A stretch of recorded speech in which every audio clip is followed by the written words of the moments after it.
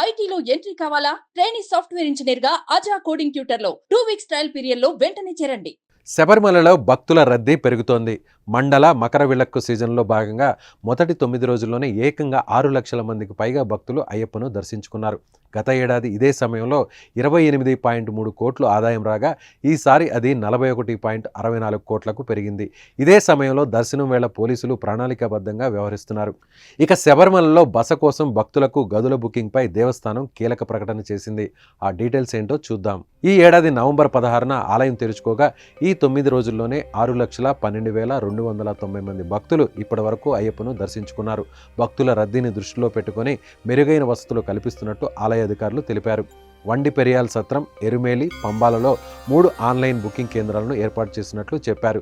దూర ప్రాంతాల నుంచి వచ్చే భక్తులకు ముందుగానే బసకు వీలుగా ఆన్లైన్లో గదులను బుక్ చేసుకునే అవకాశం దేవస్థానం కల్పించింది. ఇందుకోసం కీలక సూచనలు చేసింది.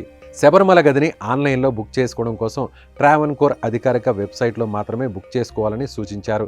ఇందుకోసం www.onlinetdb.com సందర్శించాలని ఆలయ అధికారులు స్పష్టం చేశారు. మొదటిసారి టికెట్ బుక్ చేసుకునేవారు సైన్ ఇన్ పై క్లిక్ చేసి రిజిస్టర్ చేసుకోవాలని పేర్కొన్నారు. పూర్తి వివరాలు ఇచ్చిన తర్వాత అప్లికేషన్ ఫామ్ కనిపిస్తుందని చెప్పారు.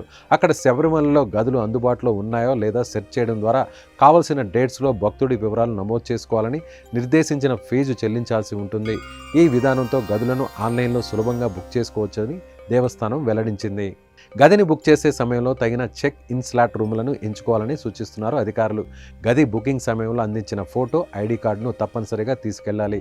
గదిలో ఎంతమంది ఉంటారన్నది బుకింగ్ సమయంలోనే డీటెయిల్స్ ఇవ్వాలి. అలా కాకుండా ఎక్కువ మంది వెళ్తే ప్రతి అదనపు వ్యక్తికి డబ్బు చెల్లించాల్సి ఉంటుందని అధికారులు స్పష్టం చేస్తున్నారు. ఈ విధానం అనుసరించడం ద్వారా భక్తులకు బస గురించి ఎలాంటి ఆందోళన అవసరం లేకుండా ఆలయానికి వచ్చిన ప్రతి భక్తుడు దర్శనం చేసుకోవచ్చని దేవస్థానం అధికారులు వెల్లడిస్తున్నారు.